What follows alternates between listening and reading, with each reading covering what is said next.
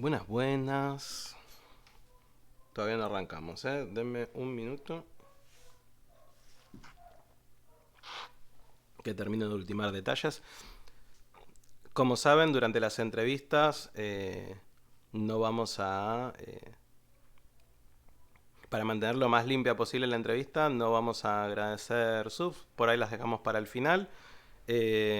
Y ninguno de los premios de tomar mate, etcétera, los vamos a estar eh, aceptando, sino hasta después del stream.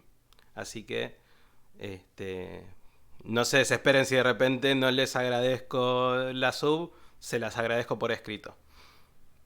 Y recuerden siempre que después de la entrevista vamos a cortar el stream para poder tener el corte limpio para YouTube y vamos a hacer vamos a iniciar un nuevo stream para dibujar un poquito, pero eso lo charlamos más tarde. Anika, puedo tomar un mate ahora, pero antes de arrancar.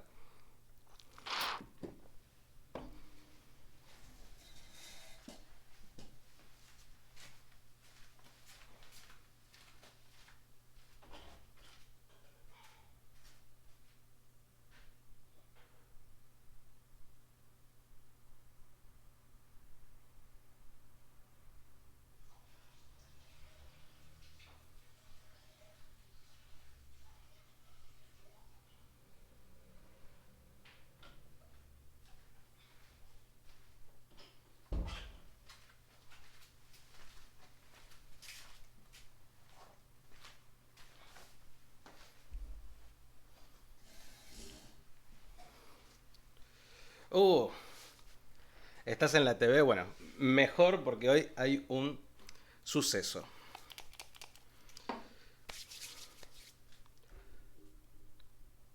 Bienvenidos una vez más a la Fragua del Conejo, donde se forjan las historias. Mi nombre es Sanis y hoy no voy a hacer ruido de mate por más que hayas pagado esas 250 zanahorias.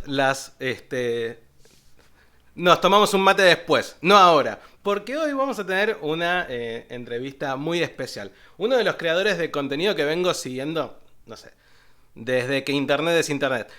No sé si tanto, pero sí desde que el consumo de YouTube se volvió algo recurrente en mi vida, ¿no?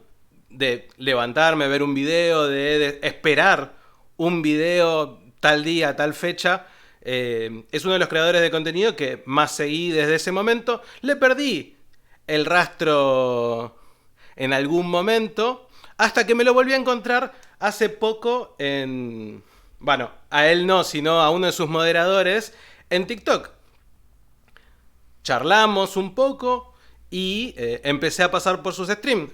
Ustedes ya nos vieron interactuar alguna vez, ellos a veces vienen hacia acá, nosotros a veces vamos hacia allá y nos dimos cuenta de que nuestras comunidades en algún punto se chocan, se quieren y bueno, este choque de planetas era inevitable. Así que sin más preámbulos vamos a darle una bienvenida, un fuerte aplauso al profesor Gausrick. Tuki, ¿cómo estás? Gausrick, mucho gusto. Hola, muchas gracias, Sanis, por la invitación. Es un gusto estar acá. Bueno, a mí también me alegra mucho que hayas aceptado la invitación, más porque sé que tenés ahí como unos horarios y unos tiempos medio acotados. Bueno, sí, es difícil ser creador de contenido y profesional al mismo tiempo, pero es entretenido, así que no lo abandonaría. Está bien. Bueno, acá estamos viendo un gato que entra en cámara. Nos gustaría saber el nombre. Esa es la Oh, primera pregunta. él es el señor Mostaza, también conocido como Mosti, y Ok. empecé a vivir con él hace año y medio. No le gustó que lo tomara. Oh, guatón, perdón, perdón, perdón. Te suelto, te prometo. Se enojó. Eh, y es el gatito que aparece en todos los fanarts, digamos, en todos los... Cuando sea que jugamos Gartic Phone, es este gatito naranja el que está apareciendo. Y es muy lindo. Está bien. Yo tengo ahí a Purri, pero está durmiendo, así que no lo voy a molestar. Volvió a su horario de dormir mientras streameo. así que prefiero no perturbarlo. ¿Estás enojado, guatón? Él no quería stream, parece. No, no, no, dijo que... Pero los miércoles no hacemos stream nosotros. No. Ah, Bien, bueno, contame un poco, ¿cuándo empezaste a jugar rol? Creo que es la pregunta obligatoria en estos casos. mira, la historia detrás del juego de rol en mi vida es que yo estaba en una práctica de... Yo tenía una banda de música, hacíamos como rock en, digamos, no sé, pues 1997. Perdón, pequeño paréntesis. ¿Hay alguna foto del profesor con pelo largo? No debería existir. Quizás deben haber fotos del profesor con pelo largo, pero de Polaroid, digamos, de Ah, la... Cuando había que desarrollar las fotos. Digitales no hay. ok, ok. Bueno, y entonces estaba en una práctica de mi banda musical y dos de los integrantes no llegaron. Onda, guitarrista y bajista no llegaron. Así que estábamos como, ¿pero qué están haciendo? Nos dijeron, no, no, es que estamos jugando rol. Dije, ¿qué es eso del juego de rol? Y voy a la casa donde se están juntando a ver de qué se trata esto. Estaban jugando una partida del Señor de los Anillos, que era pésima porque habían como 8 jugadores. Todo el mundo quería jugar el mismo día, así que obviamente el máster no daba abasto con tantos jugadores hablando al mismo tiempo. Y después de mi primera sesión, la broma que hacían mis amigos es que como que llegó el rol y Gauss Rick desapareció. Así, no hizo nunca nada más. Y todos los fines de semana y todas sus conversaciones se trataban de rol. Me obsesioné de inmediato. Así que es una historia graciosa. Oye, tú. Está muy enojado ese Estamos en, gato. sí, estamos en entrevista. Él nunca se pone así, ¿eh? Normalmente es un gato muy cariñoso y calmado, pero claramente no le gustó, no le gustó que lo tomara cuando se quería acurrucar. Ya, oye. Eh, me pasa lo mismo, me pasa lo mismo. A veces no se ve en stream porque como se dice, tengo la cámara más o menos alta, pero Purrick me ataca a la espalda, salta, me pega con las patitas en la espalda y se va corriendo. Es lo Sí, que hace durante todo el stream. eso es lo que Mostaza hace normalmente. Hoy día, en verdad, yo creo que está aburrido, quiere jugar. Y entonces cuando lo tomé se enojó. Pero ya se le va a pasar. Sí, es un buen gato. Es una cuestión de época quizás, o que había menos jugadores, pero recuerdo que también en mis inicios en los juegos de rol, éramos un montón en la mesa. Yo me acuerdo, no la primera mesa que jugué, sino Ujú. la segunda, cuando ya empecé ¿cómo se dice?, a profundizar un poquito más. A veces éramos 8, a veces llegamos a ser 10. Era algo bastante común las mesas así populosas. ¿Por qué Las será? mesas de... La mesa más grande en la que nunca estuve tuvo 12 jugadores y fue un desastre. Fue tan malo que nunca más jugamos con tanta gente.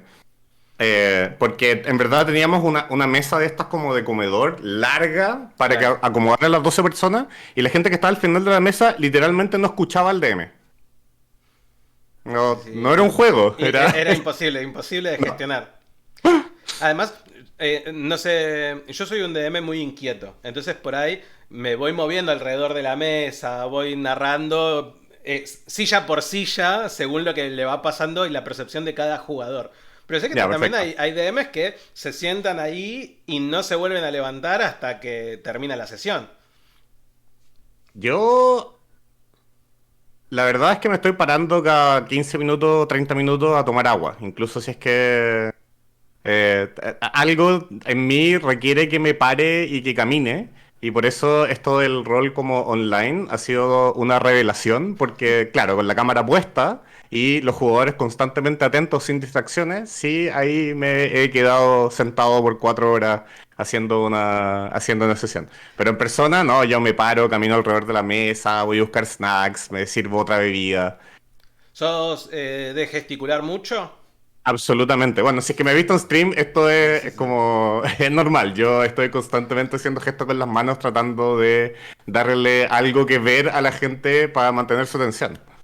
Sí, yo creo que pierdo mis poderes de narrador si no muevo las Ujú. manos.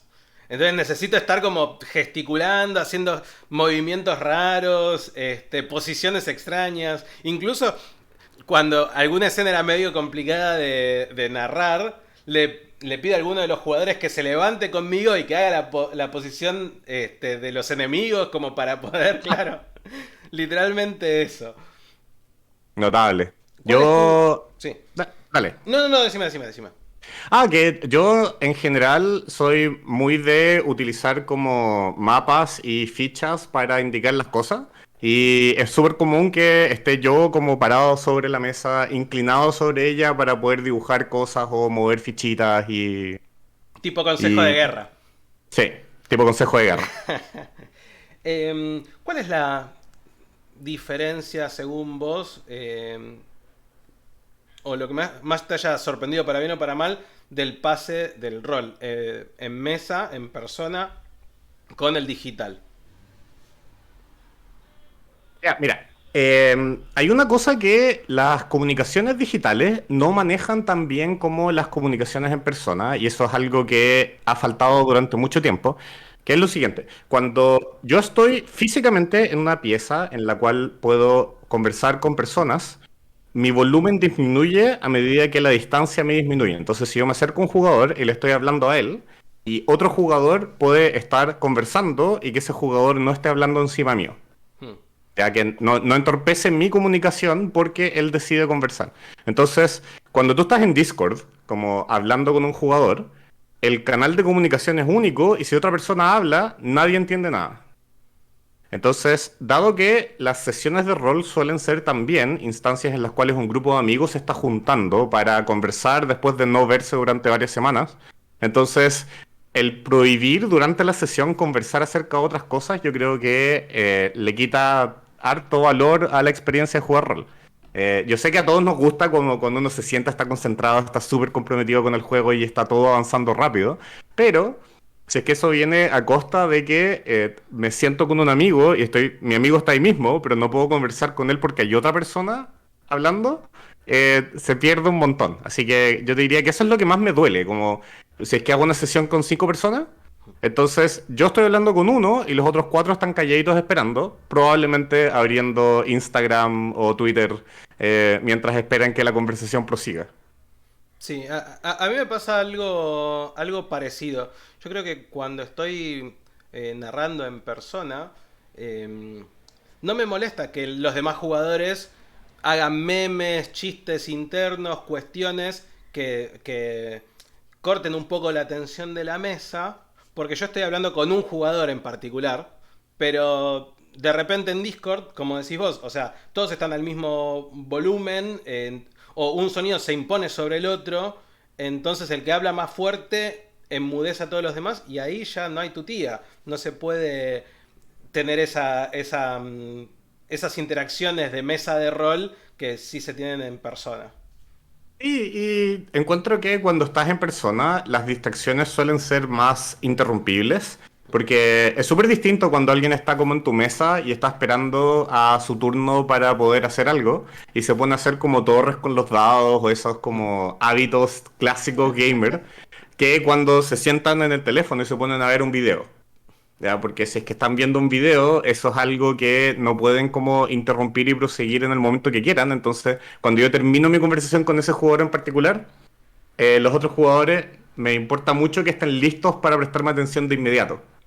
Claro. Y eso es mucho más difícil hacer como en el online, especialmente si es que alguien se paró o está viendo videos o no sé. Claro, yo voy a confesar un vicio mío respecto a las partidas online. Cuando soy jugador, muchas veces me levanto y tal vez estoy jugando con el gato allá atrás y cuando me hablan a mí tengo que volver corriendo rápido para responder. Y Mi, es una mala costumbre, pero es una costumbre que se me dio así en pandemia por las clases de Zoom, por las reuniones de trabajo, etcétera, etcétera. Que para poder sobrellevarlo bien necesito no estar sentado acá. Necesito estar como merodeando un poquito. Mi vicio era el Rimworld. Estoy jugando una partida de rol, digamos, y una vez que estamos en combate, no sé, pues, muevo mi enano 5 cuadrados hacia adelante, golpeo al enemigo y al tab estoy jugando Rimworld. Y el tema es que, por un lado, me convenzo a mí mismo de que Rimworld es un juego que lo puedes pausar cuando tú quieras. Así que nunca hay una situación en la cual no puedas simplemente pausar el juego y volver al rol. Pero la parte en la que me engaño es que soy capaz de prestar atención a todo lo que está pasando en sesión cuando hay, por ejemplo, un combate en el World. Y sí me ha pasado que de repente el DM dice cosas y no me entero porque estaba prestando la atención al juego y eso es pésimo. Sí, algo así también me pasa a mí. Acá dice Pula, por ejemplo, yo me pongo a hacer muñecos en el Hero Forge. O yo durante una Ah, pelea tuve que ponerme a jugar con el gato para que deje de llorar, pero la verdad es que me hizo que no pudiera prestar atención bien. Yo también juego con el gato cuando juego. Está bien. los gatitos son adorables pero distraen. Sí.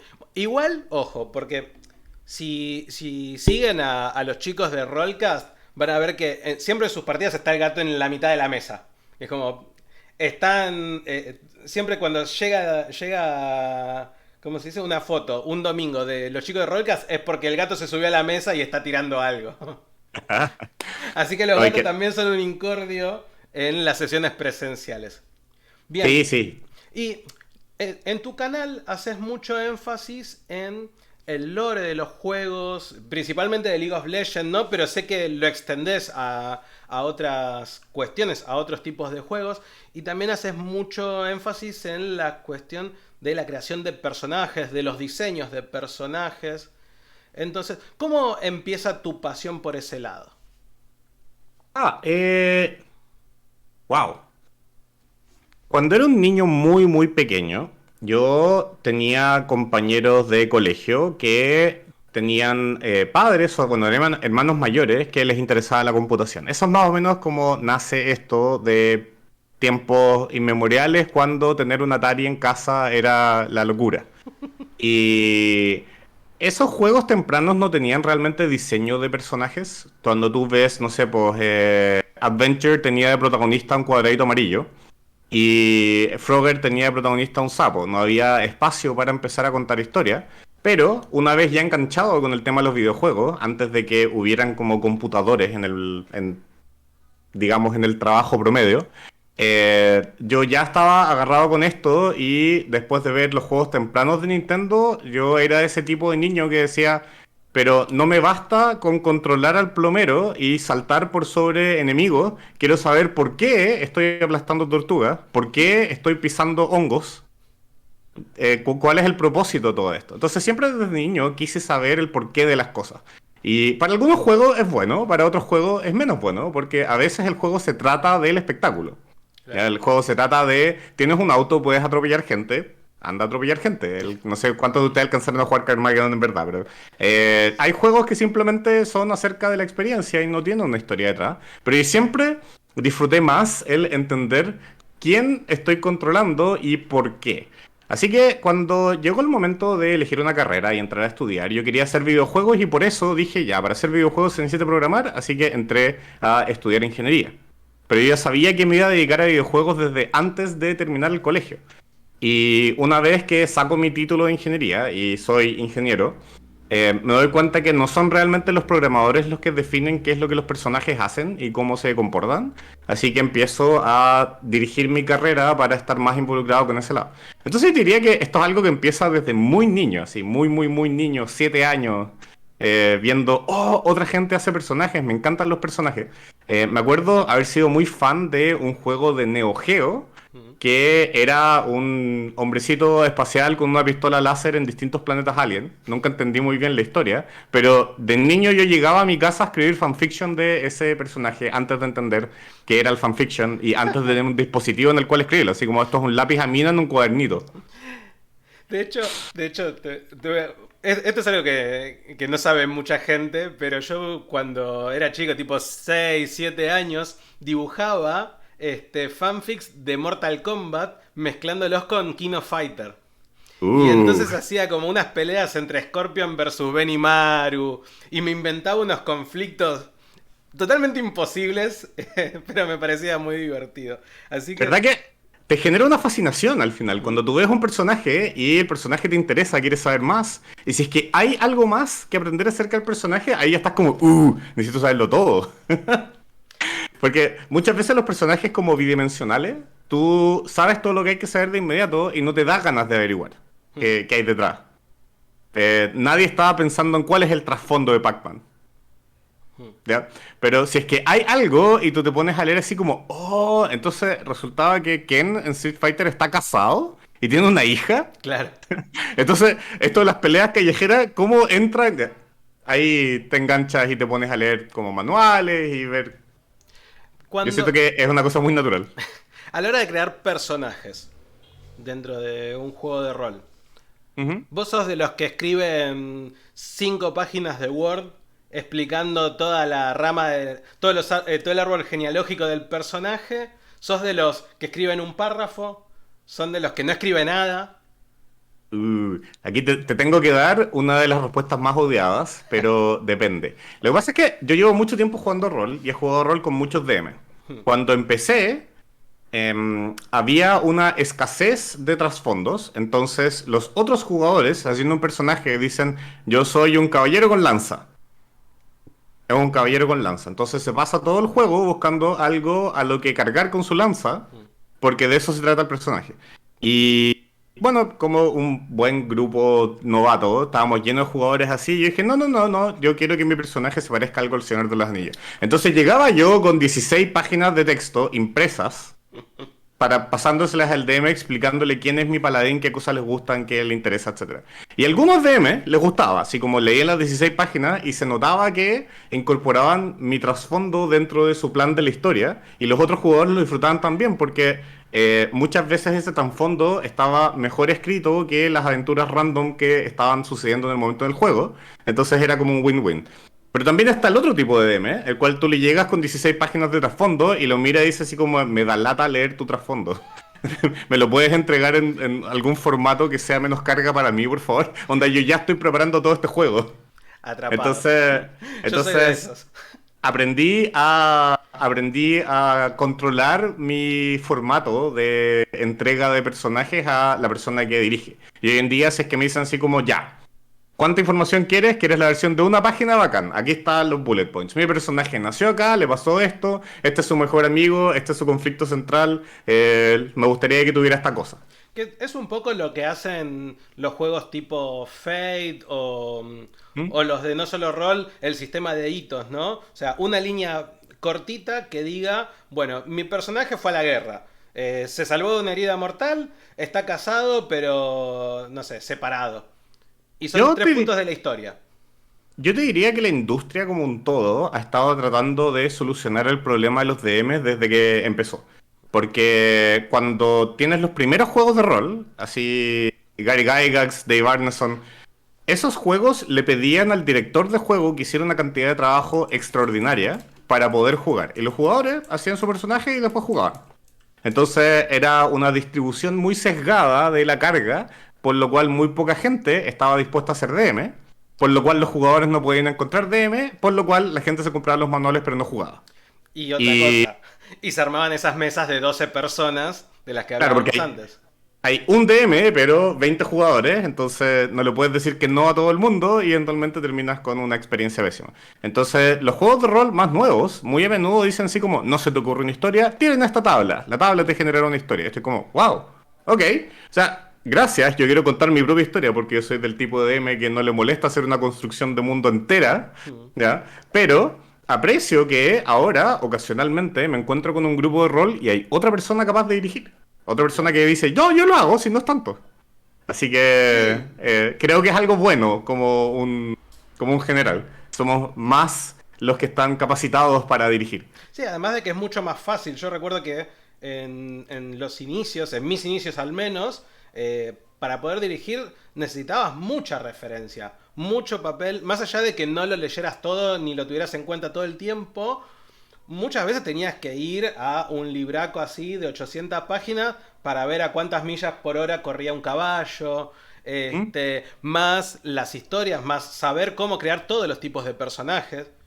Vos Ujú. ahora simplemente vas a internet o a la página de creación de personajes y te dice, esto va acá, esto va acá, esto va acá, le sumás así y arranca. Yo te diría que también hubo una evolución de la cultura rolera, porque el rol nace de una simulación. El juego rol nace de que existían estos juegos estilo Warhammer, en el cual tú tenías dos ejércitos y tú ponías tus soldaditos de plomo, y los soldaditos de plomo se peleaban y se mataban. Y toda la idea del juego de rol nace de cuando funcionalmente a Gygax se le ocurre, hey, ¿y qué es que en vez de controlar todo un pelotón de soldados, controlaras un soldado? ¿Ya? Hagamos un juego así, en el cual estamos viendo la historia de un personaje y solamente un personaje. Entonces, al comienzo tenía un montón de reglas que estaban ahí como para decirte ya. Entonces, cuando te toca moverte, tu monito se mueve 6 pulgadas porque eso es lo que se mueve un monito. Y con el tiempo, esto se fue aflojando mucho más y cada vez más tuve juegos de rol que dicen, ya, tu personaje está en esta zona. Así como si estás peleando en un estadio de fútbol, tú dices, ya, entonces, este personaje está cerca del arco, este está cerca del mediocampo y este está en las gradas. Dices, ya, me muevo del mediocampo a las gradas, bacán, eso es un punto de movimiento. Porque, y no miden metros ni cosas así, como que los juegos de rol originales te decían así como, exactamente cuántas monedas de oro, de plata, de bronce y de estaño tienes, Claro. ¿ya? Y Y el si es peso. que vas, claro, y si es que pides una cerveza en la taberna, entonces asegúrate de borrarte tus 2 piezas de cobre, porque puede que no lo puedas pagar. Y hoy en día es más como, dame una idea general de qué tan rico es tu personaje. Si tu personaje es Batman, no te voy a pedir que te descuenten las 2 monedas de cobre, porque ¿a quién le importa? Tienes Claro. tantos ceros en tu cuenta bancaria que Sí, no vale la pena llevarlo. o de hecho, uno de los ejemplos más claros, por ejemplo, es la bolsa de componentes, ¿no? De los Sí, Dios magos. mío. Antes era como, bueno, vos tenés que tener 10 metros de tela de araña, porque la vas a usar. Y además una bolsa de cenizas. Y además huesos de pollo. Y además, no sé qué. Y todo eso para un hechizo que podía, un conjuro que podías hacer una vez por día. Y ir Recuerdo, cargando con todo eso. yo recuerdo que jugando Advance, Calabozos y Dragones segunda edición, tuve múltiples DMs que hacían imposible lanzar ciertos conjuros porque no sabían qué eran los componentes. Claro. Entonces, por ejemplo, Haste, que es un conjuro que todo el mundo conoce porque está en todos los RPGs de computador, te pedía para lanzar el conjuro raíz de regaliz. Si es que tú eres de habla hispana y no sabes qué es la raíz de regaliz, te puedes imaginar que es una planta súper exótica y que dices, bueno, no has encontrado la planta, así que te sabes el hechizo, pero no lo puedes lanzar. Y yo como, pero esto es pésimo gameplay. Claro, claro, sí, sí, sí. Es como, estoy jugando un mago para poder lanzar hechizos. Sí, sí, Y, sí, sí. y bueno, eh, yo les juro que ha pasado. También he estado en juegos de rol en los cuales alguien se hace un arquero y se le acaban las flechas y nunca más venden flechas. Entonces También. como, pero necesito flechas. Bueno, a mí me han dicho, me han llegado a decir, ah, ¿no te preparaste los conjuros del día? Bueno, pegás con bastón. Bastón y Claro, ballesta. Con -2 de fuerza durante toda la partida. Es como, capo. no me avisaste que subías tus mechas a la nave espacial antes de cambiar de planeta, así que sumo que tus mechas se quedaron en el otro planeta. ¿Cómo? Señor, basta. Y a la hora de crear historias, vos sos DM, me imagino, ¿desde hace cuántos años sos DM? Ah, wow. Mira, yo creo que alcancé a jugar 2 sesiones antes de volverme DM y nunca paré. Ah, ok. Bien, sos de los míos, yo también, más o menos así. Entonces, sos DM desde el principio. ¿Cómo preparas tu partida? ¿Sos de los... Ya. perdón, así avanzo, especifico un poco más la pregunta. ¿Sos de los que crean un entorno complejo, lleno de opciones secundarias, con muchos NPC, o haces un punteo de lo que querés? Bueno, van de acá para allá, se hablan con esto, con y al final, jefe final, pelea, gran batalla, cierre épico. mm, Depende, pero ha cambiado con el tiempo, te explico.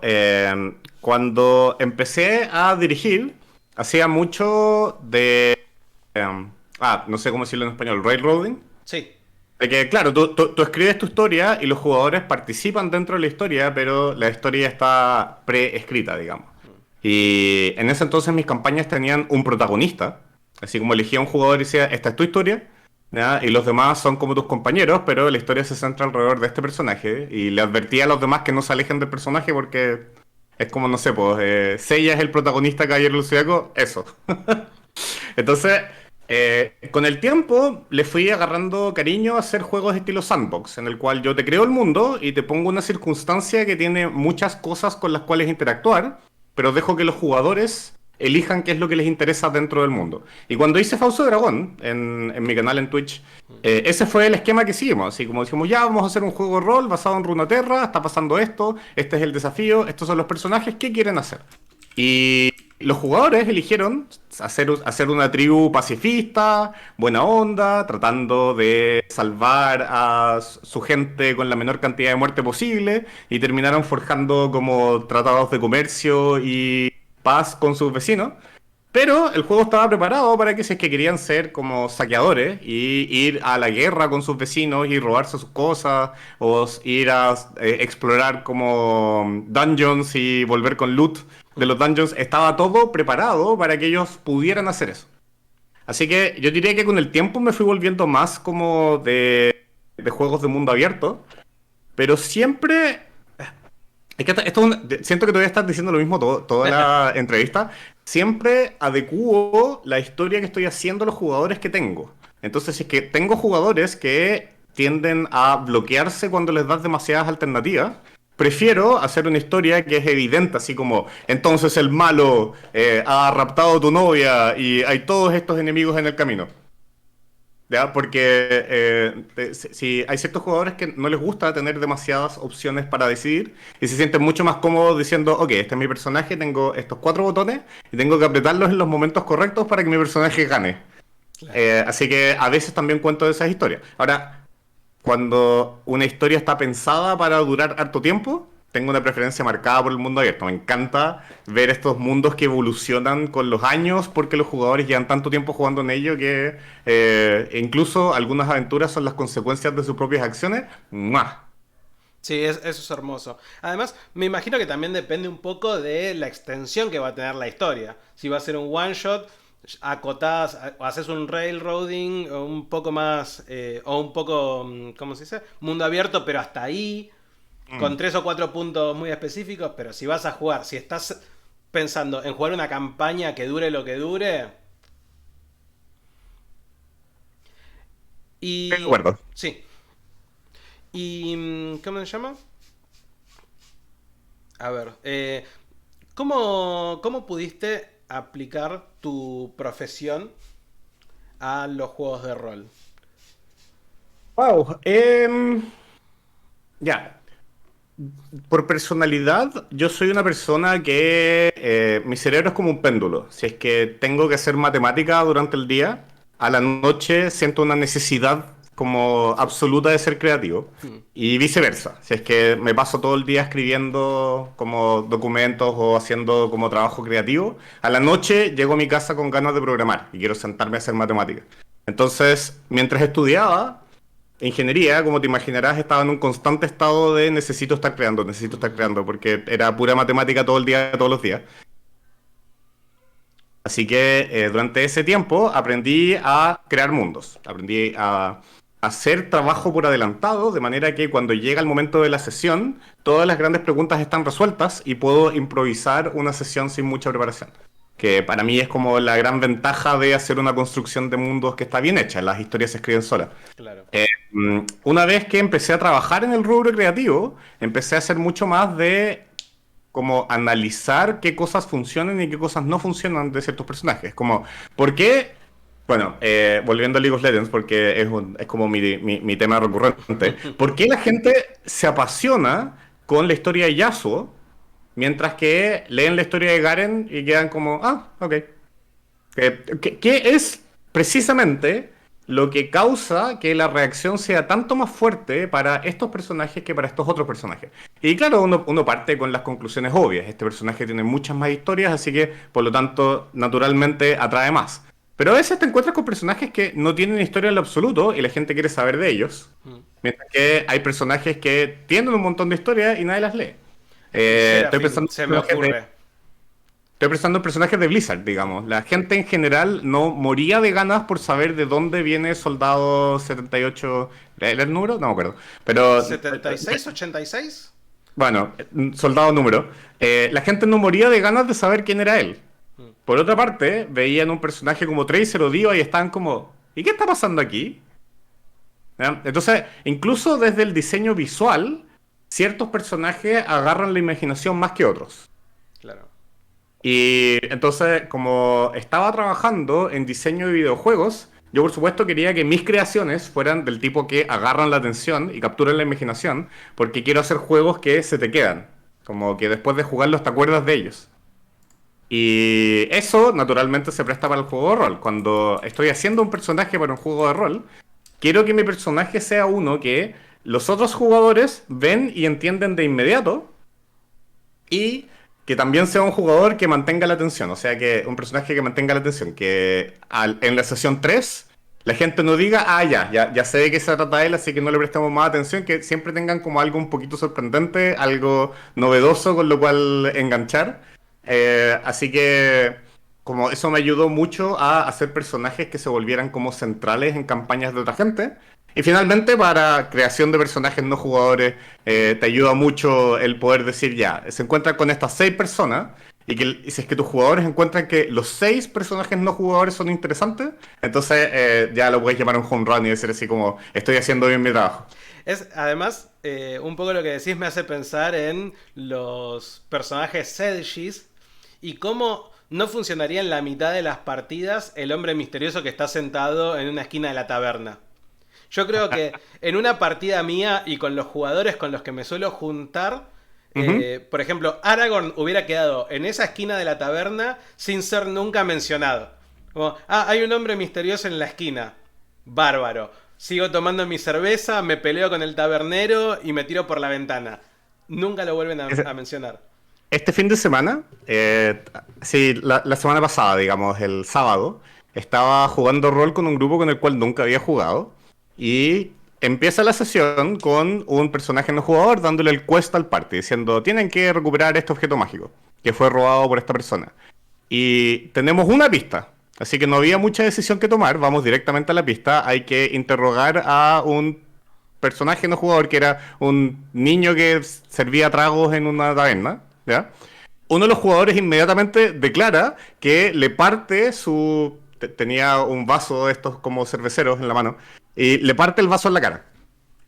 La sesión se descarriló por completo, como te puedes imaginar, desde ese punto. No lo pudimos cuestionar, llegó la policía, lo arrestaron, la historia se fue en una dirección como dramáticamente distinta. Lo pasamos bien y aunque sorprendente, bueno, el DM nos tuvo pena también.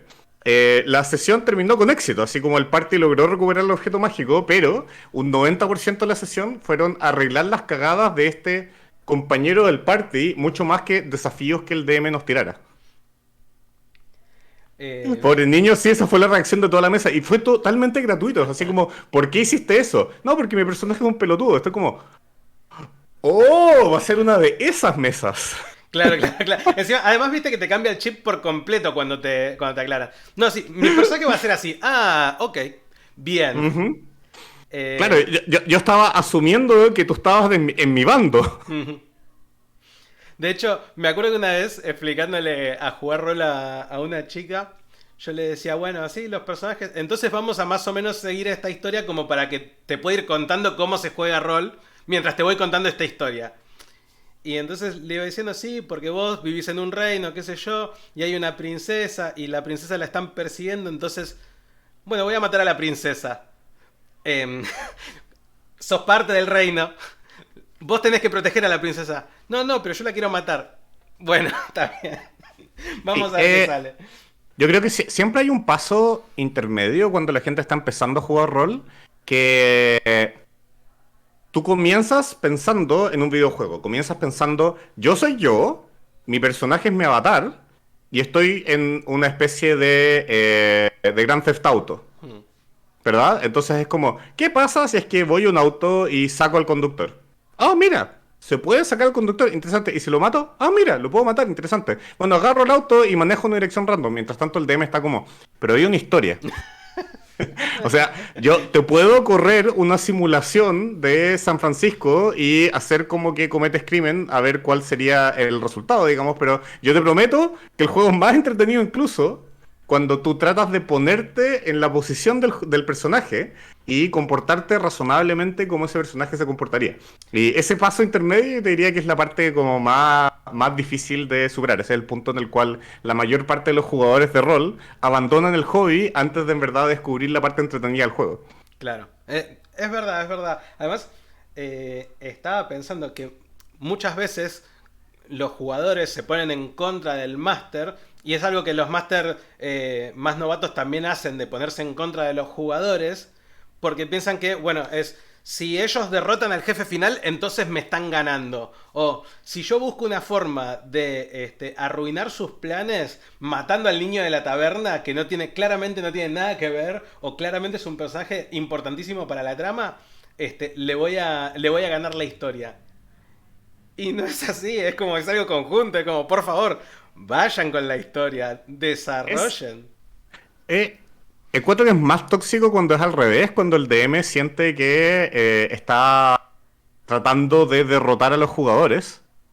Porque esto no es un enfrentamiento justo, el DM tiene poder absoluto. Claro, exacto. Entonces, No, claro, si es que partes la sesión diciendo caen rocas y todos mueren, bueno, al menos no desperdiciaste demasiado del tiempo de todo. Pero cuando tienes el tipo de DM que está constantemente denegándole a los jugadores lo que ellos están tratando de hacer, nunca los deja tener éxito, eso encuentro que es incluso peor, porque terminas jugando una sesión de 8 horas en la cual nadie logra nada y los personajes van lentamente desgastándose y sufriendo y muriendo. Y tú quedas como, pero ¿por qué? ¿Por qué harías esto? Son tus amigos. Estás claro. jugando un juego con tus amigos. Sí, Tu sí, objetivo además, era que lo pasaran bien. viste que hay como en esa clase de Masters hay como una especie de disfrute interno cuando le perjudican la tirada a un jugador y dicen, no sé, bueno, le tiro fuego, pero era inmune al fuego, porque tenía una cota de malla de inmunidad 5 y es como, ¿y cuándo se mencionó esto? No, bueno, lo tenía ahí, pero nunca te lo dije. Ok. Bueno, entonces le Ujú. tiro agua. No, pero Ah, además... ah. Y una vez que lo matas, hmm, tratas de llevarte la cota de mallas de protección al fuego y no, no, es que se derritió cuando él murió. Y como, se hace cenizas. Y es como, dale. Ladrón. oh no, hay un terremoto y el dungeon se está cayendo a pedazos y no puedes lootear nada. Te voy a hacer una pregunta un poco fuera de lo que estamos charlando, pero que me interesa mucho responder. Que, ¿Ya? que respondas. ¿Cuántas parties de D&D admite un mundo de D&D? Oh. Hmm. Mira, te voy a contar acerca de un hito muy extraño que sucedió en mi universidad. Mi universidad, cuando yo entré, tenía un club de rol que se llama Club de Rol Universidad Católica, muy creativamente, le decían CRUC. Y que tenía, voy a decirte, 60 miembros. Una cosa, era grande, grande, grande. Y jugaban muy poco. En algún punto, antes de que el club se disolviera, hicieron una mega campaña. Esta mega campaña tenía, creo que 6 masters, entre los cuales me incluía, y esencialmente todo el resto del club todo el resto del club participaba en parties de 4 o 5 personas. O sea, tuvimos un juego de rol que tenía, voy a decirte al ojo, 12 a 15 parties simultáneamente en el mundo. Y fue un proyecto enorme, así con juntas de toda la tarde en el cerro, porque no había posibilidad de conseguir una sala donde cupiera toda esta gente. Y que tenían las sesiones asíncronas, digamos, ya, su party va a ir a esto, entonces van, no sé, pues tu ranger con tu warlock, con tu paladín, a este dungeon a tratar de derrotar a este dragón y tienes una sesión cortita, digamos, no sé, pues 6 horas en la cual hacen el combate, vuelven y después el otro party se entera, hey, esto le robaron el loot al dragón, quiero tratar de colarme a su castillo a... Y como te digo, fue una locura, 12 a 15 parties y el juego fue consistente por lo largo de, no sé, pues, digamos un semestre, en 6 meses. Nunca concluyó, pero andaba. Nunca quiero hacer algo así de nuevo, porque era una cantidad de trabajo absurda, del tipo de trabajo que tú dices ya, nadie que trabaje profesionalmente podría hacer esto. Esto es solamente algo para chicos universitarios que tienen todo el tiempo libre y probablemente que están evitando estudiar todo lo que deberían para poder participar de este juego. Pero, dado que la pregunta es ¿cuántos parties crees tú que aguanta? Yo te voy a decir, mira, en algún punto tuvimos al menos 12. Porque yo soy de la creencia de que en D&D, en una historia de D&D, si hay dos parties más o menos de nivel alto, en algún momento ya chocarían, ¿no? Porque no es una fuerza equilibrada.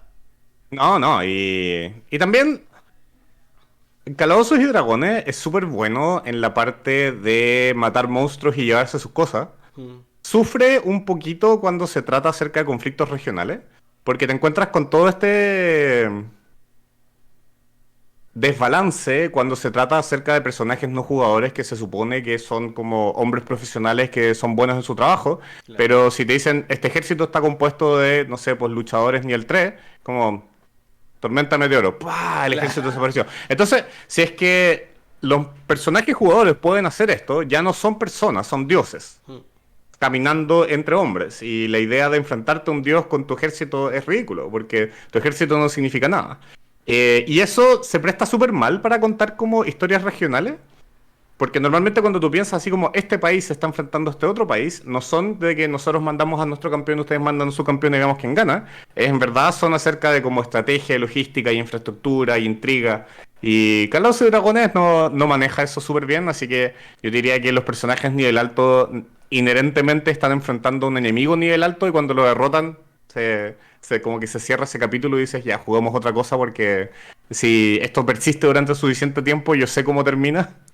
Bueno, de hecho, por eso existen los taberneros que se convierten en dragones, por ejemplo.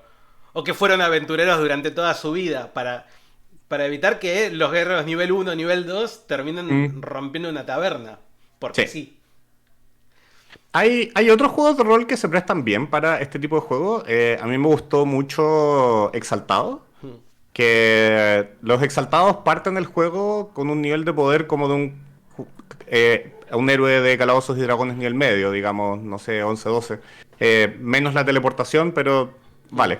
Y es un juego que está enfocado en como conflictos regionales. Te dicen así como, ya, pero hay un grupo de bandidos asaltando caravanas. Y te dicen, loco, son un grupo de bandidos, no tienen nada que hacer contra ti. Así que tú me dices que vas y los derrotas y vas y los derrotas. Hablemos de desafío de verdad para ti. Así como está cayendo un meteoro sobre la ciudad. O sea que... Entonces, No, no, perdón. Estabas terminando de decir algo. no, encuentro que ese tipo de historias no se pueden mantener con múltiples parties, pero necesitas un sistema que los soporte, porque Calabozos y Dragones está dando su fortaleza, a mi parecer. ¿Y cuál crees que... ¿Dónde crees que flaqueen D&D? Además de en este tema de los NPCs y del... Em, hmm. O los juegos de rol en general, si lo querés abrir un poco más. Ya que, mira, Calabozos y Dragones lo que mejor hace es darte la experiencia de ser un grupo de aventureros que está enfrentando monstruos y funcionalmente volviéndose mejores en su trabajo. O sea, son una especie de héroes profesionales. Hmm. Y eso se presta para un montón de tipos distintos de historias, porque puedes haber sido contratado por un personaje misterioso para ir a limpiar unas catacumbas, o pueden ser un grupo de héroes que se juntaron para salvar el reino del Señor del Mal, o hay demonios que invaden, ¿correcto? O sea, hay un montón de historias que las puedes estructurar de acuerdo a esta estructura en particular, y Calabozos y Dragones te va a servir para contarlas todas. Cuando tu historia no incluye combate como algo central, Calabozos y Dragones inmediatamente empieza a flaquear. Y Hmm. tú te das cuenta por la cantidad de texto que le dedica el manual a estas cosas, ¿ya? Porque cuando yo, personaje de Calabozos y Dragones, estoy tratando de derrotar a un enemigo en Calabozos y Dragones, vamos a tener 40 tiradas de dados, 30 estadísticas distintas, las cuales traquear, una lista de hechizos de 400 páginas, y todas estas cosas son necesarias para determinar quién ganó. Pero si es que yo, personaje de Calabozos y Dragones, quiero convencer a otro personaje, también dentro de Calabozos y Dragones, de que ojalá piense como pienso yo, el juego te dice, encuentra la dificultad, tira un dado de 20 caras y dices que tienes éxito, y si es que fallas, fallas y después vive con las consecuencias. Entonces, al ver como la cantidad de atención que le está prestando a los distintos elementos, tú te das cuenta al tiro qué es lo que está tratando de hacer Calabozos y Dragones. O sea, no te está diciendo no vas a rolear, no vas a convencer gente, es solamente que esto es un encuentro que se soluciona rapidito y tratemos de llegar a la parte emocionante en la cual estamos todos con nuestros poderes y nuestras habilidades tratando de derrotar un gran mal. Entonces, hay otros juegos de rol que se enfocan mucho más en el lado social y que tienen un sistema de como convencimiento que va por etapas y súper parecido al combate de Calabozos y Dragones, en el cual yo trato de expresar mi punto, digo, bueno, estoy usando esta habilidad y estoy tratando de convencerte de esta cosa, y es como, en este punto tu personaje está siendo convencido de este punto, así que cuando argumentes ten en cuenta que tu personaje cree esto, etcétera. Así que yo te diría que los sistemas de rol tienen distintas fortalezas y debilidades. Nadie tiene el tiempo para leerlas todas, pero si es que estás tratando de contar un tipo de historia que tienes súper claro lo que quieres que los jugadores estén haciendo, a veces paga hacer un poquito de investigación y decir como, ¿qué opina la Internet? Que es un buen sistema para contar historias de intriga. Siempre va a haber alguien que te dice calabozos y dragones, pero probablemente vas a encontrar otros sistemas que incluso que son incluso mejores. El tema con D&D es que es tan popular que siempre todo el mundo va a insistir que todo el universo es un martillo, es un clavo y calabozos y dragones es el martillo. Una... Bueno, me haces pensar un poco en la gente que busca reglas homebrew todo el tiempo para adaptar Calabozos y Dragones a lo que ellos quieren jugar. Sea Claro. Avatar, sea un anime cualquiera, sea lo que sea. Incluso Ujú. cosas que ya tienen juego. Por ejemplo, Tulu, Star ¿no? Wars. O Star Wars. ¿Vos sos de meter mucho homebrew en tus partidas? A nivel Oh, regla. absolutamente. Absol- Absolutamente. O sea, para Fausto Dragón, todos los personajes jugadores eran clases custom con poderes custom. Y los escribí todos, los programé en Roll20 y nadie me dijo que hiciera eso. Yo creo que yo hubiera estado feliz jugando así como un guerrero, un clérigo, un ladrón y un mago. Pero quería como darles la experiencia de tener un set de habilidades que estuviera personalizado al setting, que se sintiera como la razón por la cual tu personaje funciona así es una consecuencia del mundo en el cual estás participando. Entonces, no sé, vos, por ejemplo, tenía un hechicero que utilizaba como su foco de hechicería el alcohol y en verdad, como esa temática de usar el alcohol fue algo que se manifestó a lo largo de todo el juego. Sedujo a su novia mediante una celebración en la cual produjo un alcohol que él mismo hizo, que fue tan impresionante. Logra cerrar heridas cauterizándolas con fuego debido al alcohol. Se mete en problemas porque está ebrio al momento de las... Entonces, no era solamente como, jaja, cuando lanzas tu hechizo, haces X daño por alcohol, sino que en verdad era algo que era parte de todo. Entonces, eso es algo que el sistema base tiende a no hacer muy bien. El sistema base lo hace al revés. Te pide a ti que te adecues a las reglas, mientras que lo que quería acá era que las reglas se adecuaran al concepto. Y bueno, justo estás hablando de Fauce Dragón. Y Fauce Dragón es un juego que está, a ver, armado alrededor de cuarta edición. Y cuarta Exactamente. edición es un tema que tiende a ser, no sé cómo decirlo, polémico, quizás sea la palabra. Cuarta edición.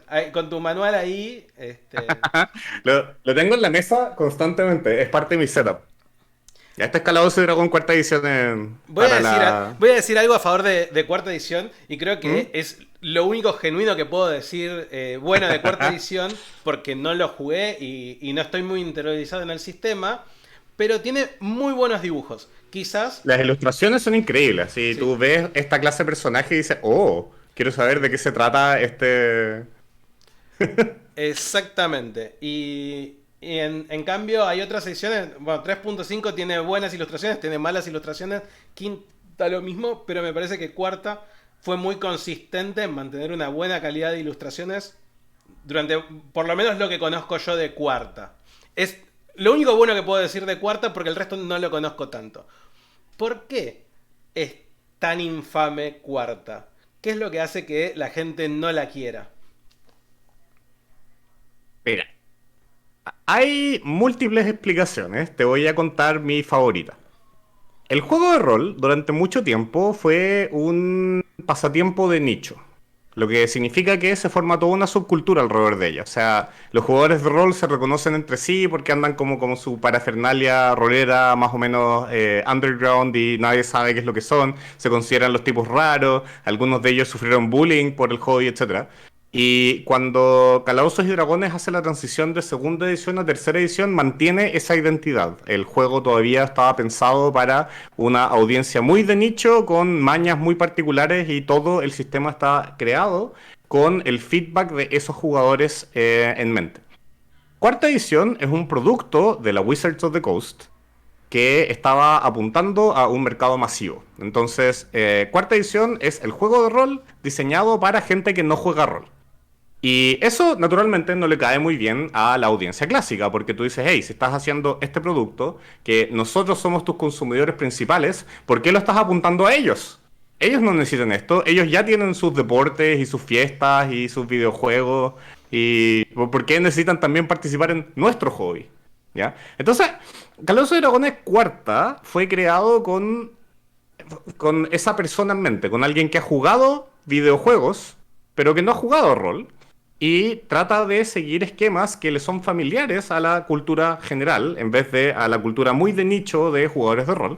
Así que un montón de cosas que a los jugadores que ya llevan mucho tiempo en el rol, que les encantan, que son como los elementos tolkienescos y como, voy a decirte, elementos tradicionales, cosas que están dentro del juego porque han estado desde siempre y no tienen ninguna explicación más allá de que han estado desde siempre. Por ejemplo, los Rangers, el Montaraz, pelea con dos armas. ¿Por qué pelea con dos armas? Realmente, así como desde un punto de vista jugabilidad. ¿Tiene sentido? ¿En la vida real los Rangers pelean con dos armas? Bueno, no, si es que tú eres un Montaraz, tú vas a tener un arco porque cazas, y probablemente una espada para defenderte, o quizás una lanza, ¿verdad? Pero eso de las dos espadas es una consecuencia de que Calabozos y Dragones hereda de la tradición del Señor de los Anillos. Y dentro del Señor de los Anillos existe una tradición de que, bueno, en particular un Montaraz famoso ocupaba dos armas, así que todavía los Rangers ocupan dos armas. Y hoy en día eso ya casi que se define así. Calabozos y Dragones cuarta edición no trataba de seguir estas ideas, sino que estaba tratando de apegarse a lo que los jugadores conocen como del mundo de los videojuegos. Entonces, te voy a dar un ejemplo. En tercera edición, tú, si eres un fighter, tienes harto HP y buena armadura, porque eres resistente y eres capaz de tanquear. Incluso te puedes poner un escudo y tener incluso mejor armadura, si es que así lo deseas. Entonces, cuando los enemigos te tratan de pegar a ti, fallan. Así que los enemigos en general tratan de evitar pegarte a ti. Y tú utilizas tu posicionamiento más la ayuda de tus aliados para que no lleguen. Pero en tercera edición no existe el concepto de un taunt. No hay una habilidad que haga que yo te pegue a ti, por lo tanto, tú con tu acción me tienes que pegar a mí. Porque no tendría sentido dentro del juego. Es como tú como jugador puedes decidir lo que tú decidas que es óptimo. Y si es que el dragón rojo elige pegarle al fighter, es porque el dragón rojo genuinamente cree que puede matar a este tipo que está tapado en armadura. Y que eso le va a salir más fácil que tratar de rodearlo y ir a pegarle al mago. En cuarta edición, el juego dice, no, este fighter es bueno manteniendo a sus oponentes en él, así que cuando te pega, te hace taunt. Y si es que tú eliges ignorarlo, te castiga. Y eso es una mecánica que es súper familiar a los videojuegos, digamos. Si tú ves un MMORPG, el tanque le pone el taunt a su enemigo y tiene un medidor de agro o alguna mecánica por la cual obliga al oponente a pegarle a él. Entonces, cuarta introduce todas estas cosas que son como fuera de personaje, que no son una simulación, sino que son elementos que están pensados para generar la experiencia de combate que tú te esperarías. Y funcionan súper bien, pero al jugador de rol clásico le ofenden estas cosas, ¿ya? Porque voy a dar un ejemplo más.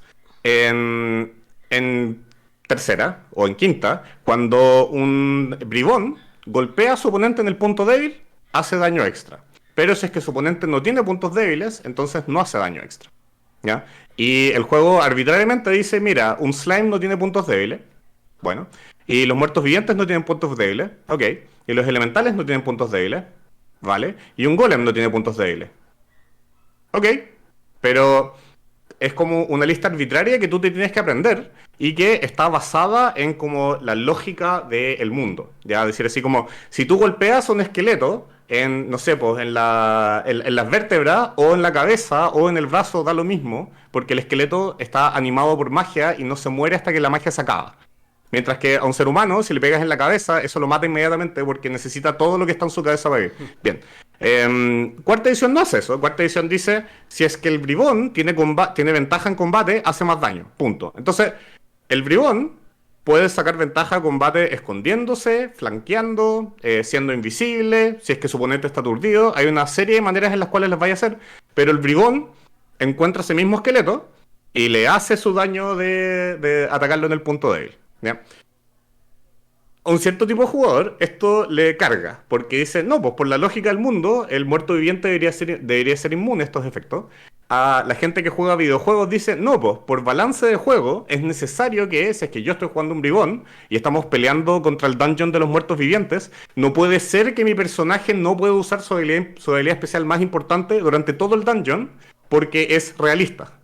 ¿Verdad? Claro. Entonces, son dos lógicas distintas que se oponen súper harto y yo entiendo a la gente que le carga cuarta edición porque les gusta mucho más el simulacionismo y dicen, bueno, no quiero jugar esto. Al mismo tiempo, encuentro que había mucha gente jugando cuarta edición y esa gente eran tan jugadores de rol como la gente que jugaba tercera o que hoy juega quinta. Y esta como guerra entre los fans de las ediciones, a mí no me hace sentido. Yo estoy feliz de jugar las dos, digamos, y preferiría que se apreciaran mutuamente, pero bueno, los fandoms suelen ser así. Claro, bueno, es verdad. Y igual creo que a medida que fue pasando el tiempo, Quinta rescató algunos elementos de cuarta edición que sí funcionaron. Estoy hablando de los background, por ejemplo. Estoy hablando de esta regla que decís vos, o esta idea que proponés vos de que las habilidades del personaje, ¿sí?, interactúan con el mismo personaje y las habilidades de la criatura interactúan con la criatura y en algún momento chocan, pero no es que tenés que tener siempre en cuenta la habilidad de la criatura para ver cómo se desarrolla el personaje. O sea, vos sabés, bueno, yo tengo un pícaro y mi pícaro hace crítico. Bárbaro. Voy con el crítico, entonces le pego a esta criatura. Esta criatura tiene resistencia, entonces ponele que resiste un poco a los críticos. Pero vos no te quita tu crítico. Exacto. Esta criatura en particular resiste en este momento este crítico que le hiciste. No tenés que aprenderte 80 cosas, 80 mecánicas de 80 lugares diferentes para poder contar una historia. Ni tener en cuenta un montón de cosas ni mantener un montón de información en la cabeza que no va a ser necesaria para la partida.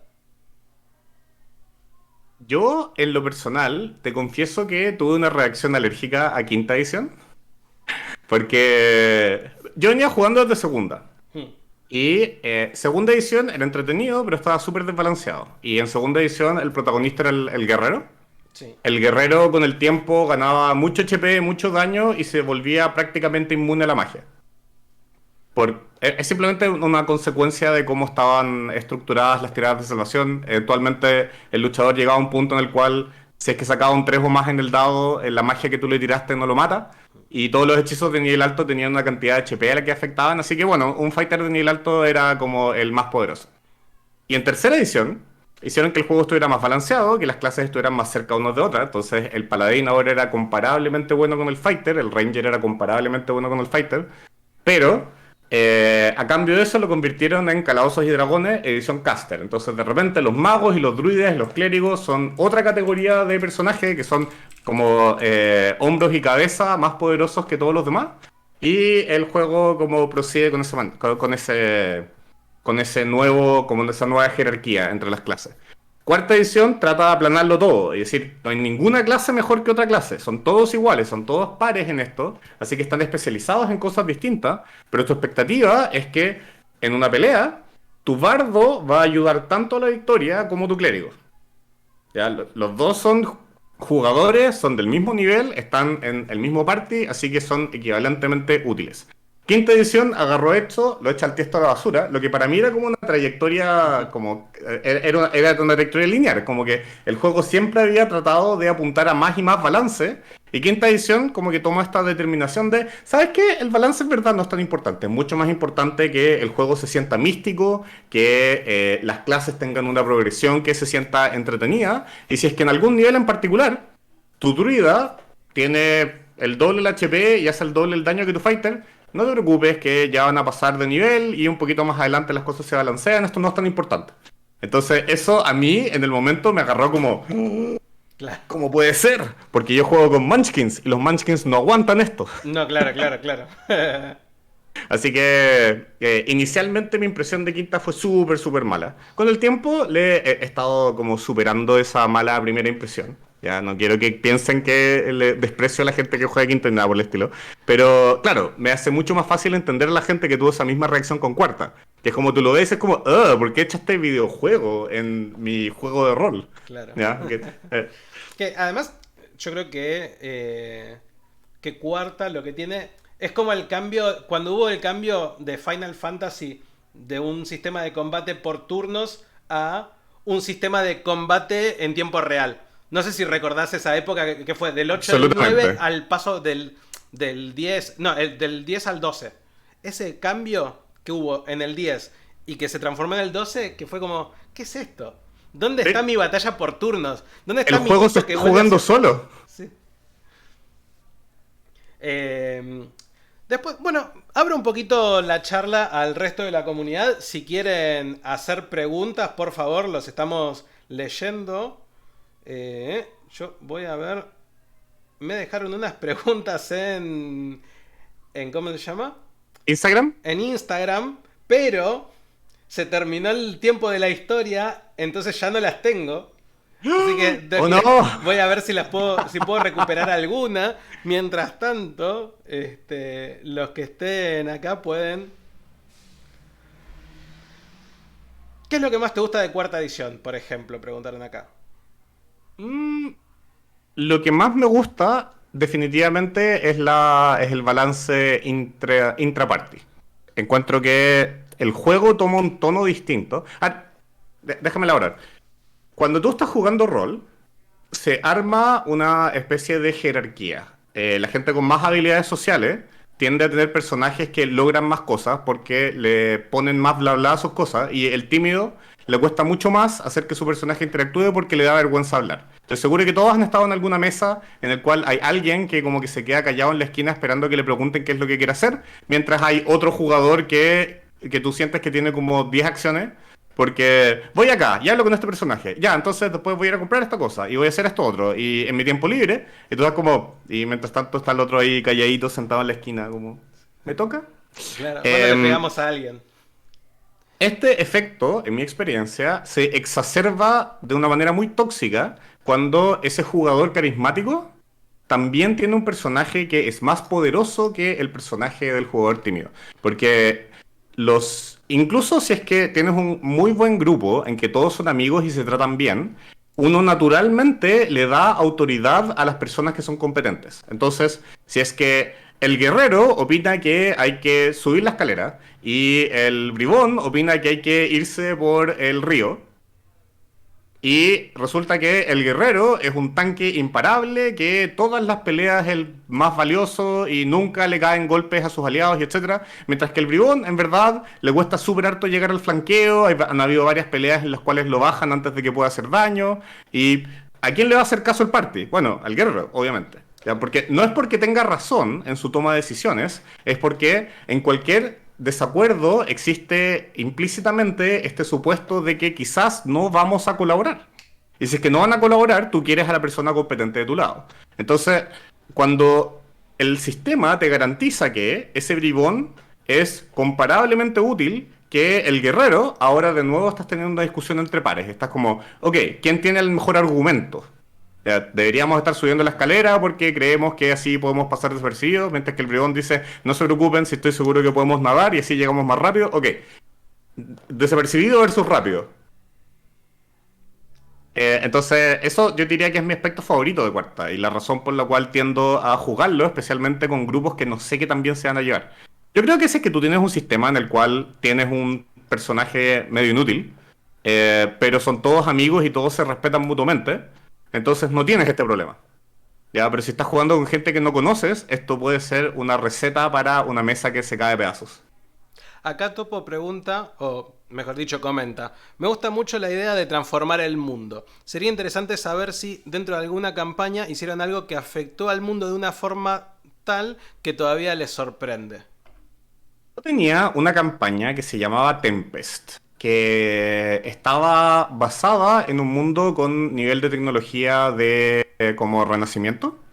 Antes de bueno, entrando a la Revolución Industrial. Así, entonces existen armas de fuego, pero no están completamente masificadas todavía.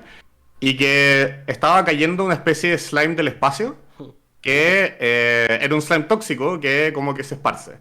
Y las distintas naciones de ese mundo tenían que lidiar con el slime, que no era un enemigo pensante, era algo que era como detrimental para toda la humanidad, pero estaban tan enmarañados en sus como guerras tradicionales, porque tenían ideologías muy distintas y se odiaban entre sí y habían ido a la guerra muchas veces en el pasado, que estaban, de nuevo, no estaban colaborando en solucionar un problema que hubiera sido fácil si es que todos se pusieran de acuerdo. Ese es como el trasfondo.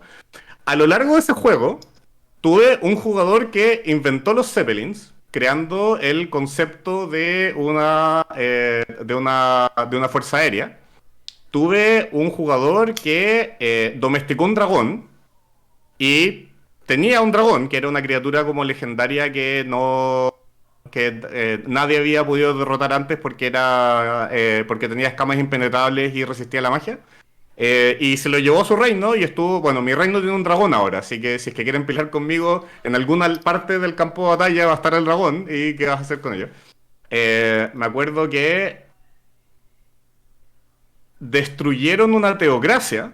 Había un reino que estaba siendo dominado por el clero y que eran fanáticos religiosos y bastante como guerreros enemigos del resto del mundo. Lograron crear una coalición de naciones y los borraron del mapa. Entonces, yo diría que transformaron el mundo harto. El juego no se veía hacia el final como se veía al comienzo. El ritmo de avance tecnológico y cómo redibujaron los mapas en distintas partes hacía que tú no podías contar las historias del comienzo hacia el final. A mí, yo creo que una de las partidas donde más se transformó el mundo fue un survival de zombies, ¿no? En un sistema que se llama All Flesh Must Be Eaten, donde ellos aterrizan en un país desconocido y empiezan ¿cómo se dice? A avanzar por un aeropuerto lleno de zombies y empiezan a conocer este nuevo país que ellos no conocen. Y lo primero que notan cuando arranca la partida es que ven una refinería de petróleo cerca del aeropuerto que está largando. Primero está funcionando. No les resulta raro, entonces se van. Cuando vuelven al aeropuerto a buscar recursos, qué sé yo, ven que está saliendo humo. La ignoran y se van. Cuando pasan hacia el hospital, no sé qué, vuelve a estar la refinería allá en el fondo y empieza a sonar una alarma. Se van y no le hacen caso. Y en un momento, cuando están volviendo al aeropuerto, explota. Y que explote una parte de tu área de juego cambia todo tu área de juego por completo. Entonces empiezan a salir zombies de la refinería. Empiezan en este sistema. Yo tenía unos zombies que iban evolucionando. Entonces había zombies de fuego. Y la gente no sabía qué hacer. Y era como, hubieras atendido a la refinería cuando queda. No, pero no sabíamos. Bueno, bárbaro. No sabíamos. Esta es la consecuencia. Que también es divertida. Que fue súper divertida. Y al final había como varios bandos a los cuales ir. Que era el bando del gobierno. Vamos con el gobierno y hacemos lo que nos dice para la supervivencia de la comunidad. Vamos con los rebeldes, los anarquistas, por así decirlo. Vivimos ¿cómo se dice? En comunidades cerradas de 20, 30 personas y hacemos nuestra vida. El gobierno no nos domina. O estaba el tercer bando, que eran los conspiranoides. Era, todo esto es una mentira del gobierno. Quieren matarnos, quieren usarnos como esclavos, no sé qué. Y al final, algunos jugadores se fueron con los conspiranoides y se pusieron sus sombreritos de aluminio, mientras otros se fueron con el gobierno, mientras otros se fueron con los anarquistas. Y a medida que fue avanzando la partida, cada uno con su grupo, fue desarrollando el mundo hasta el punto de que un grupo se comió a otro y un tercer grupo se tuvo que escapar. cambiando por completo mi perspectiva original, que era como, bueno, alíñense con un único grupo y ese grupo predomina por sobre el resto. Yo hago un truco cuando estoy haciendo creación de personaje que les pongo en la premisa que son un party y tienen que andar juntos. Claro. Entonces, como que doy vuelta a esa pregunta, porque muchas veces... yo creo que muchos DMs parten con con la clásica, se encuentran en una taberna y un extraño les ofrece un trabajo. Hmm.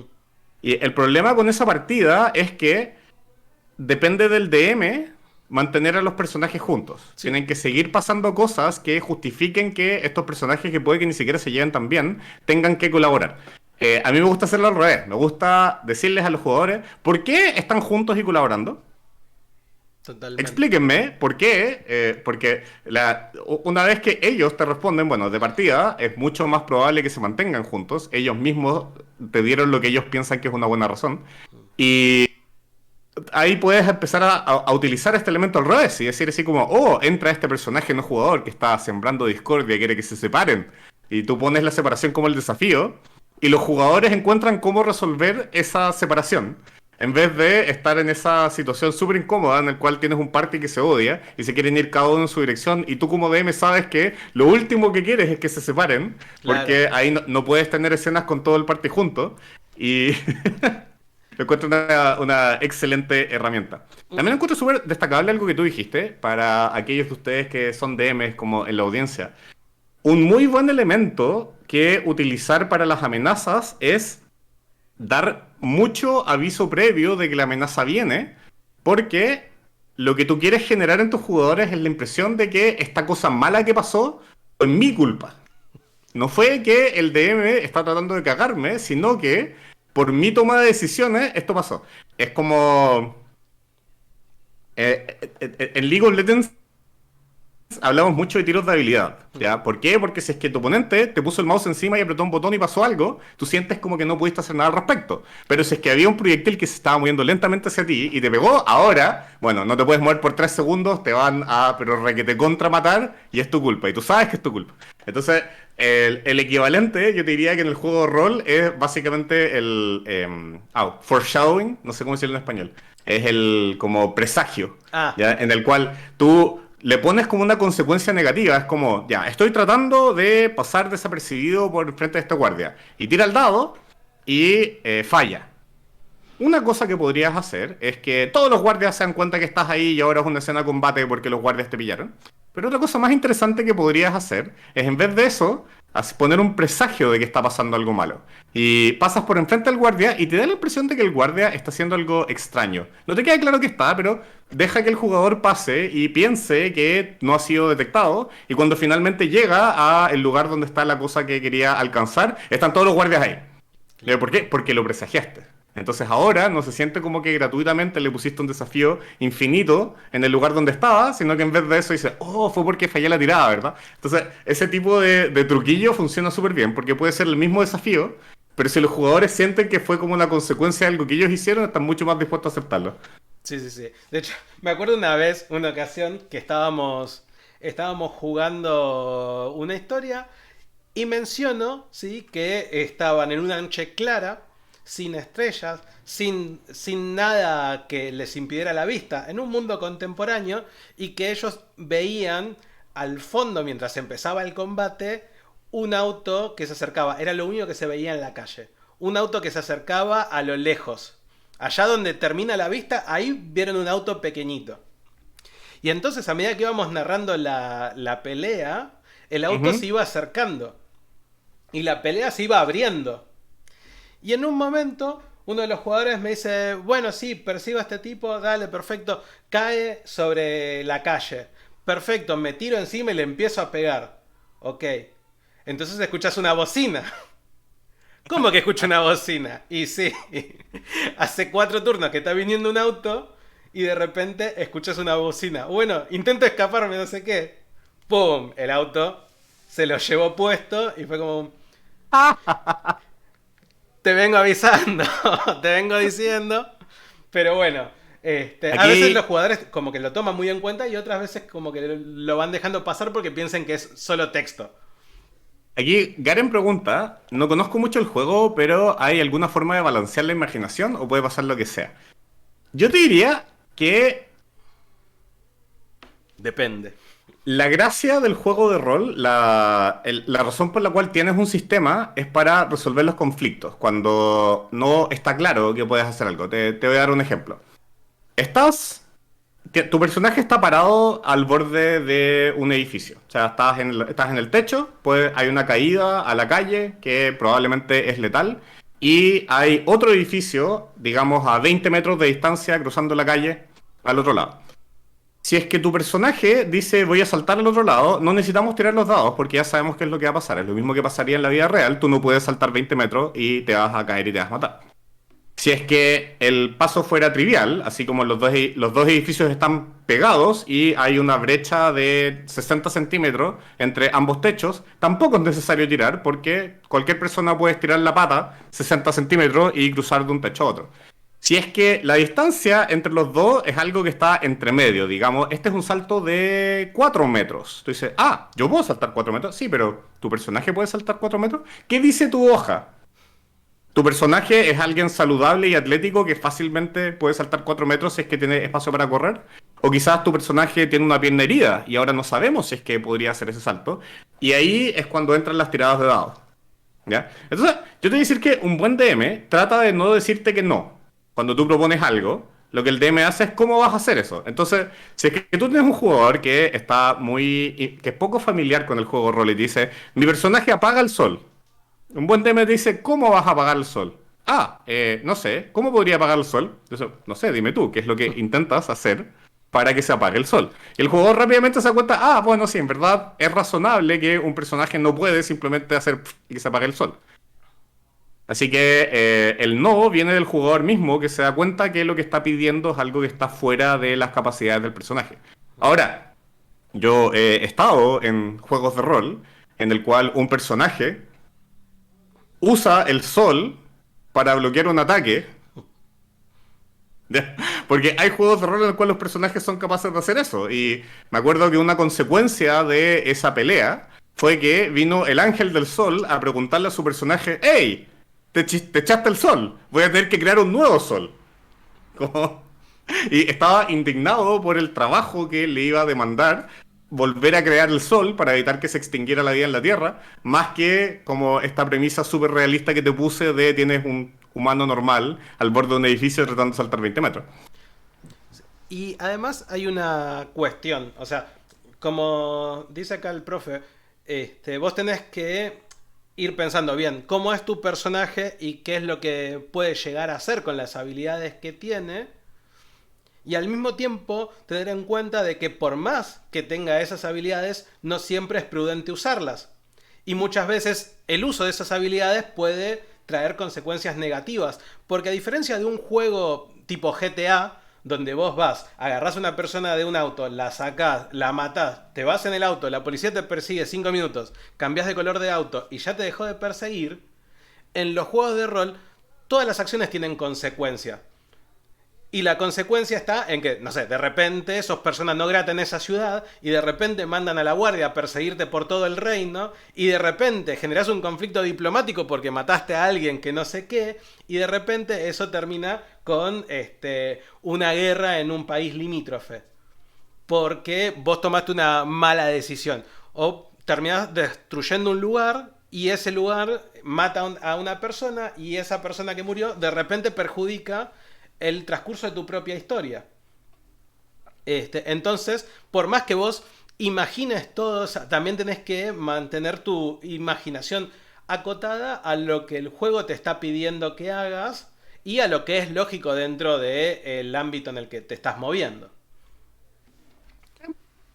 Así que eso, la respuesta compleja es que depende del juego y depende del personaje. Sí. Si estás jugando Los Vengadores, tú sabes que Hulk salta a los 20 metros. El Capitán América de alguna manera se las arregla, pero salta a los 20 metros. Y Viuda Negra salta, se cae y encuentra una manera de no matarse en el camino abajo.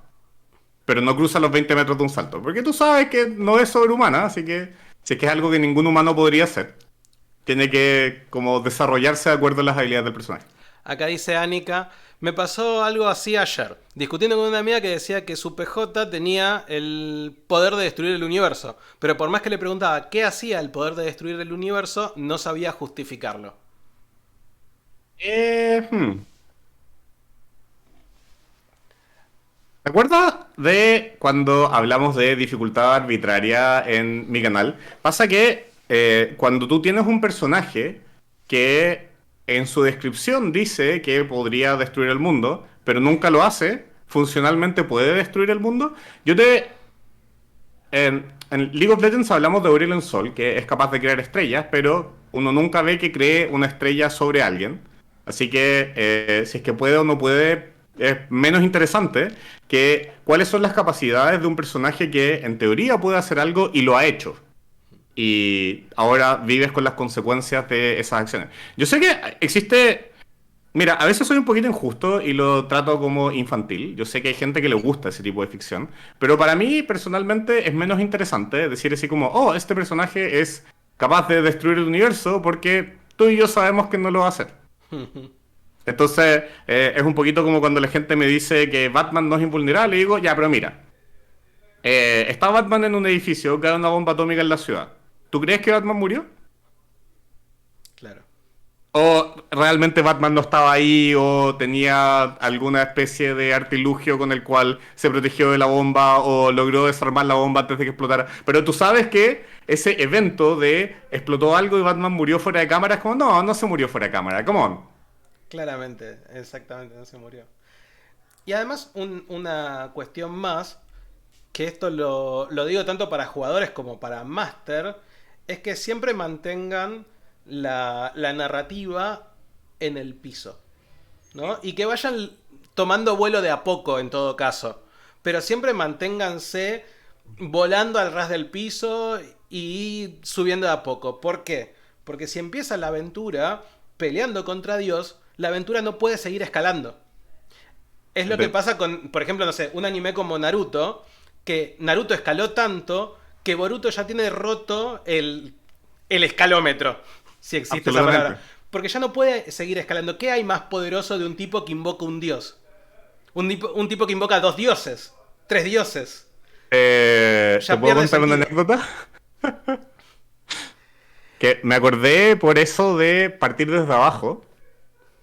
Em, la primera sesión de una campaña o el comienzo de un módulo es algo que es súper difícil hacer bien.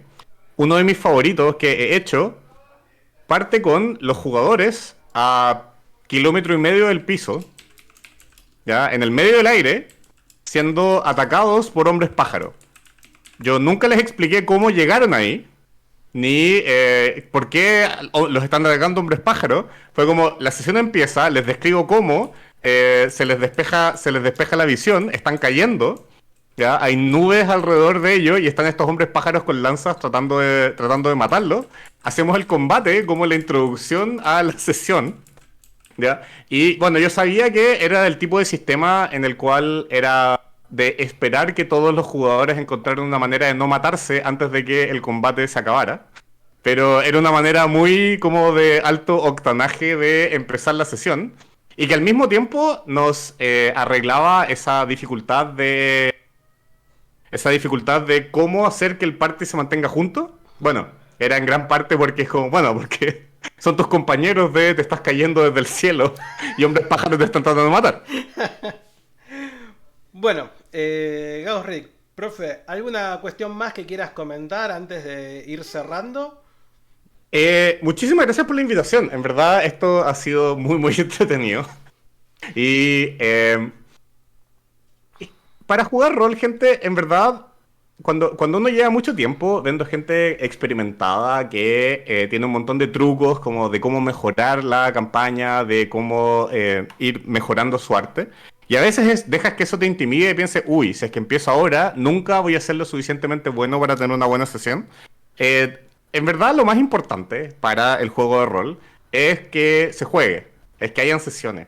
Así que si es que todo esto les parece muy complicado, si es que todo esto les parece que es demasiado, yo les aseguro que si simplemente agarran un sistema y lo intentan, probablemente se van a dar cuenta si es que les gusta o no. ¿ya? Y de ahí puedes ir mejorando paulatinamente, pero es un poco como, si quieres entrar en forma, ir al gimnasio por primera vez es uno de los pasos más difíciles. Bueno, el juego de rol es igual. Si te interesa jugar rol, más que pasarte como años viendo contenido y planificando cómo lo harías para jugar, lo mejor es tratar de ver como, ¿quién está jugando rol cerca de donde tú estás? ¿Hay algún grupo en tu universidad? ¿Hay algún grupo online en alguna de las comunidades en las cuales participa? Inténtalo y después puedes ir viendo cómo empezar a ganar experiencia, empezar a subir de nivel. Bueno, muchísimas gracias entonces, Gauric. Lo siguen en su canal de Twitch. Lo siguen también en ¿cómo se dice? No sé En si el tiene Discord de Aaron YouTube, Seriante. TikTok. Sí, sí, estoy en YouTube también. Sí, Profesor Gaussrich se llama el canal. Y mañana subimos el próximo video, que bueno, son los recortes de los análisis de campeón, pero han sido altamente demandados en TikTok, así que estoy muy contento con el desempeño que han tenido esos videos hasta ahora. La verdad, para hacer videos tan largos, entretienen un montón y te atrapan, te atrapan. Bien, muchísimas gracias. Estás más que invitado cuando quieras volver. Y ya de acá, me gustaría comprometerte en un futuro quizás para Ujú. alguna partida que juguemos en el canal. No sé si estás Interesante. dispuesto. No sé si No, estás dispuesto. yo, yo feliz, me encanta jugar rol. Bueno, Eh, entonces estás más que invitado. Solamente falta acomodar detalles del cómo y cuándo. Muchísimas Maravilloso. gracias. Y bueno, me gustaría verte una próxima vez. Muchas gracias por la invitación, Sanis, y muy buenas noches. Entonces, señoras y señores, ¿qué les pareció la charla con el profesor? Espero que se hayan divertido, que la hayan pasado bien. Esta charla, esta conversación va a estar siendo subida a nuestro canal de YouTube dentro de algunas semanas. Me falta subir algunos videos antes, pero ya prontamente, quizás en 2 o 3 semanas, la tengamos disponible para ver en YouTube. Pero, si tienen ganas, sí o sí, de ver una charla, pueden ver las charlas anteriores con los chicos de Rollcast, quizás con Roll to Roll, con Ardilla Mutante. Tenemos un montón de charlas para ver en nuestro canal. Quédense acá prendidos. Voy a cerrar stream para darle un corte al video, pero en 5 minutos arrancamos otra vez y vamos a ponernos a dibujar algunos personajes de rol que tenemos atrasados dentro del canal. Y ahí podemos tomar mate, charlar y lo que dice acá Gauric, súper importante. Únanse a su comunidad, también únanse a su canal de Twitch. Ahí van a encontrar los links para sus diferentes redes sociales. Muchísimas gracias, espero que les haya gustado. Mi nombre es Sanis, esta es la Fragua del Conejo, donde se forjan las historias.